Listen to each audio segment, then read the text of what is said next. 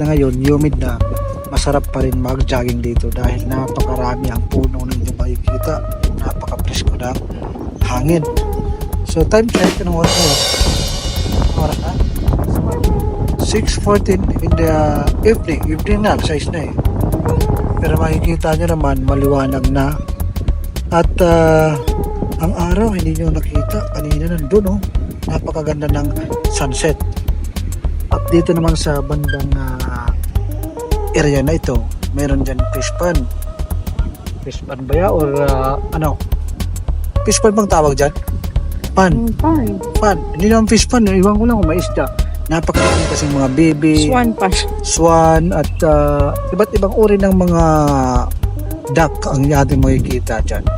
So ganito dito sa Qatar. Normal lang na araw. Sarap mag-jogging.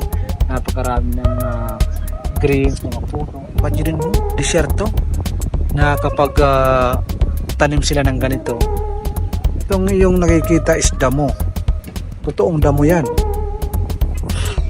So ikotin natin ang lugar na ito at pakita ko sa inyo kung gaano kaganda dito sa Qatar.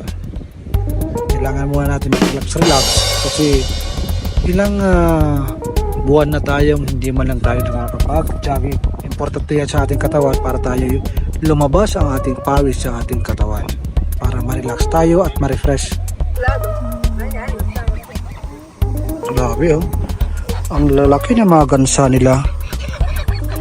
Ito yung pinapangarap ko na farm. Ang dami palang isda. Meron silang mga koi kaso hindi makikita ng camera.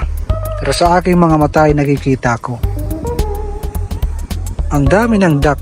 Iba't ibang klase ng duck. Mamaya makikita nyo yung flamingo. May flamingo dito mga kaibigan. Ayan. Sumasagot ito. Maraming naaaliw dito. Ayan o. Zoom natin. Yan yung mga isda. May mga isda. Ang dami. Lalaki. Mga koi. Lawak niyan.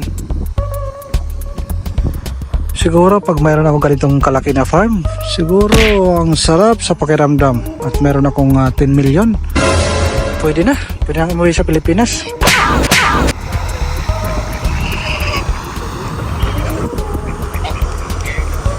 Kung nakikita niyo yan yung parang bundok na yan, doon tayo magtatapos ng pag-walking natin. So, ikutin muna natin papunta doon hanggang matapos natin doon ang ating finishing line. Pupunta tayo sa taas. So, tandaan nyo, makikita nyo mamaya yung fountain na yan pag nandun na tayo sa itaas. So, let's go. Ang dami oh, nagpaparade pala sila oh. Pero silang parade, mahal. May parade. Oh, ganda oh. Nakakaaliw no? Ang lalaki. Itong mga gansa na ito, nilagay sila dito para gawing nakaka-relax ang lugar dito para hindi katayin ha. Dadaan sila sa ibabaw ng aking bangkay. Siyempre alam naman natin pag mga Pinoy, mga Pilipino, minsan na ginagawang ulam dito, nilagay sila dito para gawing pet, para maliw yung mga nag-walking dito. Meron to na itik. Ano siya, kapamilya siya ng duck, itik ang tawagin, pero yung mandarin maliliit. Ayan. Meron kayo makikita dito ng mga itlog. Let's go, tara.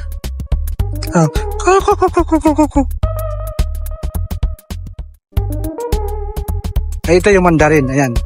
Yan yung mandarin aking tinatawag ko.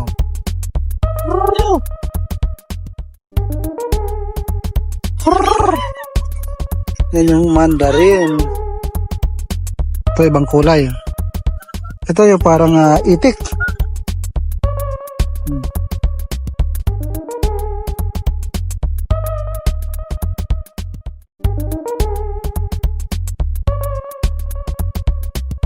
Nagpapahinga na sila dahil malapit na yung gabi. Ano, pagod na kayo sa kaka-entertain ng maraming tao dito? Ang ganda ng vibe, no? At ang kanilang nanay at tatay nandun, oh. 2 piraso, ang lalaki. Yun ang kanilang nanay at tatay. Oh, lalaki at babae yan. Puntahan natin, oh. Ewan ko lang, mag-iitlog yan. Kita niyo yan? Istorbohin natin. Ayan. Para siyang may sakit. Oh, wala, may sakit siya, oh. Namamaga yung kanyang kawawa to, oh. Namamaga yung kanyang mata. Siguro inaway ito ng inaway. Sino nag-away sa'yo? Hindi. Hindi, namamaga yung mukha, oh. Oh, ano, nagmamakaawa siya, sabi niya. Iligtas niyo ako dito, dalhin niyo ako sa Pilipinas. Char. Dito ka lang sa Qatar kasi mayaman ang bansang ito sa Pilipinas. Itirado rin ka, baka maging lechon pato ka pang kalalabasan or ano. Iwan ko rin tawag din sa ano, chikikitik. So let's go, punta tayo sa ibang part para makita nyo.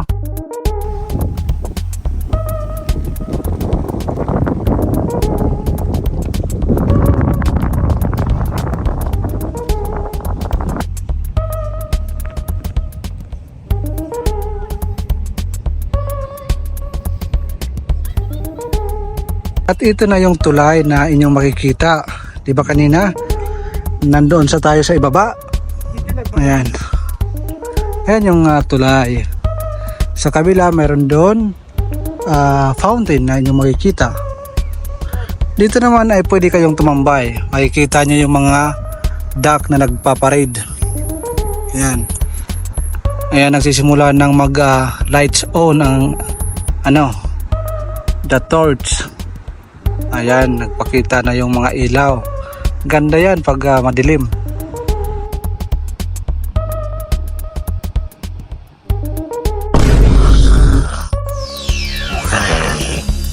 Sarap talaga ito, oh. Mayroong libreng pailaw. Ayan. Bawat puno ay mayroong ilaw.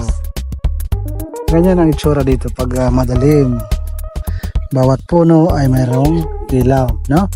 Hindi kasi dito nagtitipid ng kuryente. Ganda ang mag-ikot-ikot dito, mag-inhale-exhale, kasama ang aking minamahal sa buhay. Nasaan na? Ito ka na dito, dali. So ayun lang mga kaibigan, tapos na yung ating pag-walking. So balik na naman tayo sa ating bahay at magpahinga at matulog para bukas may energy tayo para pumasok sa work. So ayun lang ang buhay namin dito Work sa Qatar. time na naman bukas. Ayun, kaya Bilis ng araw. kaway-kaway sa mga nasa abroad. Ang buhay natin dito sa abroad Ay, weather ay lang. wither lang. Kaya mag-ipon kayo kung ayaw nyong tumanda Dito dito sa abroad. abroad. Nauuwi kayong walang ipon kasi kawawa tayo. So let's go. Uwian na. So wag niyong kalimutan mag-subscribe sa ating YouTube channel. At mag-like sa mag-like. ating mga videos na ating isi-share. At abangan nyo ang mga iba pang excitement na walang kabuluhan video natin.